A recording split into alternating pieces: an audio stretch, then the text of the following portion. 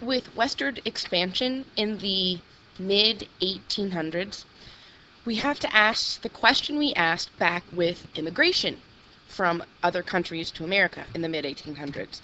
Is this more of a push or a pull? And again, you can say that it is a bit of both. The push is that the eastern seaboard and the eastern cities are becoming more and more crowded. The pull factor is the possibility for all of this land. People want to have their own land, and this continues to go back to the Jeffersonian ideal of the yeoman farmer, that liberty is protected by people owning their own farms. As people move westward, we're going to see creation of some familiar social structures, and it's going to follow geography.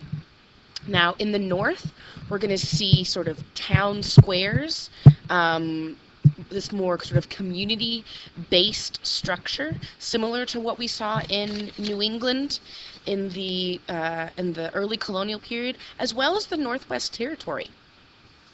In the south, it's going to be much more agricultural based, plantation based, and for these territories that are south of the 36-30 line established by the Missouri Compromise, slavery will be allowed in these territories.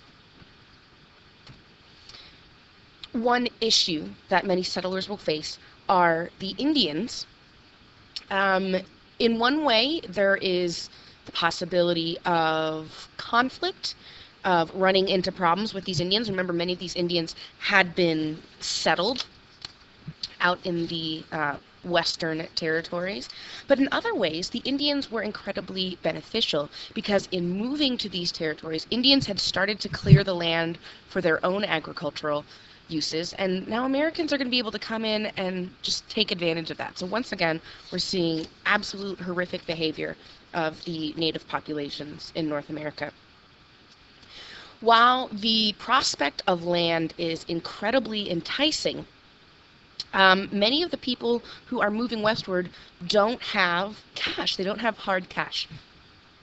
So this process, or this habit known as squatting, starts happening quite frequently. Squatting has nothing to do with Leg Day. It has to do with establishing a settlement on public land.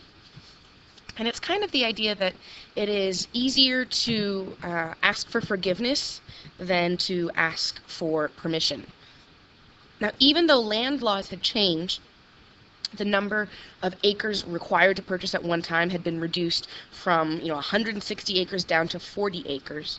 Many of these settlers still do not have cash, and they were getting loans. We have all the issues of speculation and inflation.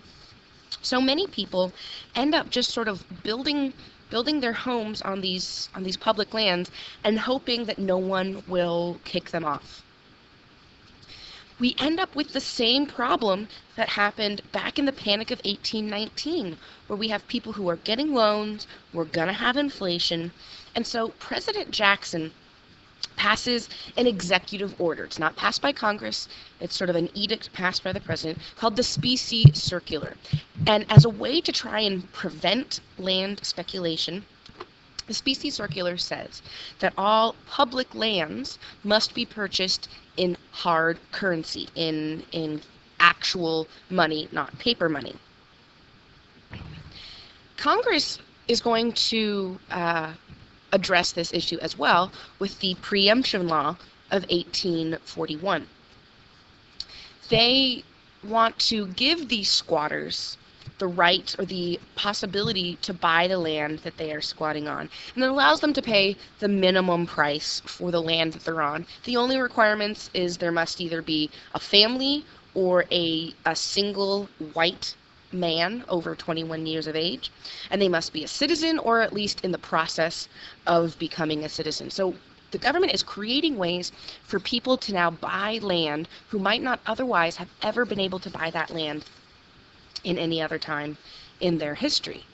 It is in many ways leaving out many of these immigrants or encouraging them to become American citizens.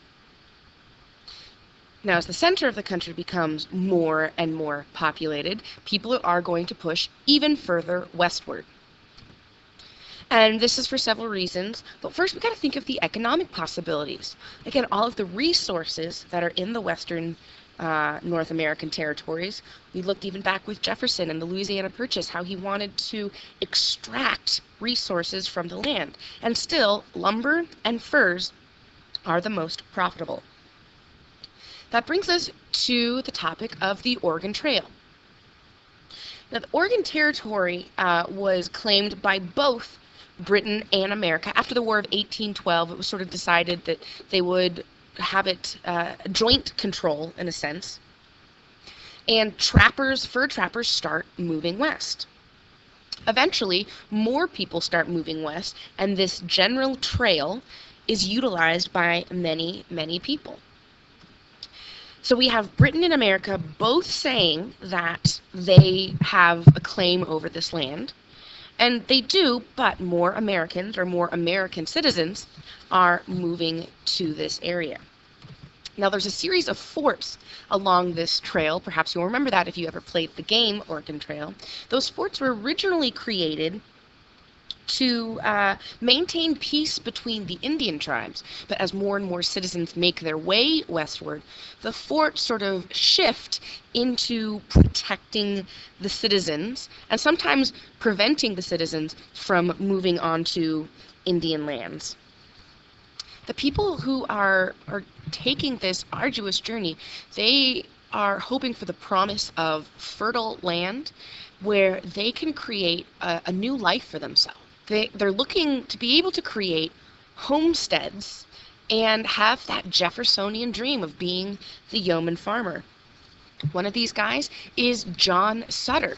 Now, he ends up taking the Oregon Trail and then moves a bit south to California. And he gets permission from Mexico, because California was part of Mexico in the 1830s and 40s. He gets permission to create a fort just eastward of San Francisco. So he creates this fort, and it's sort of where the settlement that will become Sacramento. His purpose was purely economic, but we'll see that with this economic power, more and more people will start settling in these places. Another group that is going to make this journey westward are the Mormons. Now, their founder is Joseph Smith. He's originally from upstate New York, and his occupation was a treasure hunter. He would find buried treasure, and he starts to develop these religious ideas, and he disagrees with many of the denominations in his community, in many of the Christian denominations. And he apparently has this vision, he has this dream from an angel, that an angel comes to him named Moroni and tells him where to find some golden tablets. So this is perfect for Joseph Smith. He is a treasure hunter.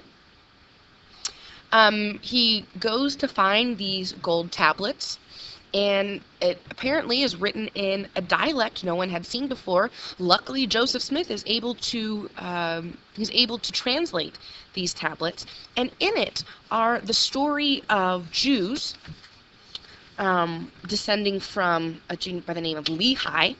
They were told to leave the Holy Land, sail across the seas, and came and settled in North America during Bible times.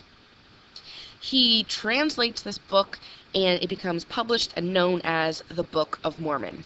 Well, the Christian denominations in upstate New York think this is a bit strange. Joseph Smith also starts saying that he believes he should be able to marry multiple women or polygamy. So Joseph Smith and his followers end up moving a bit west. They move to Ohio and eventually to Indiana. Another thing that the Mormons are very famous for, even 6 years after Joseph Smith publicizes this discovery of the golden tablets, people who ascribe to this faith start spreading it. They start witnessing and becoming missionaries, even sending missionaries to other countries, not just other communities.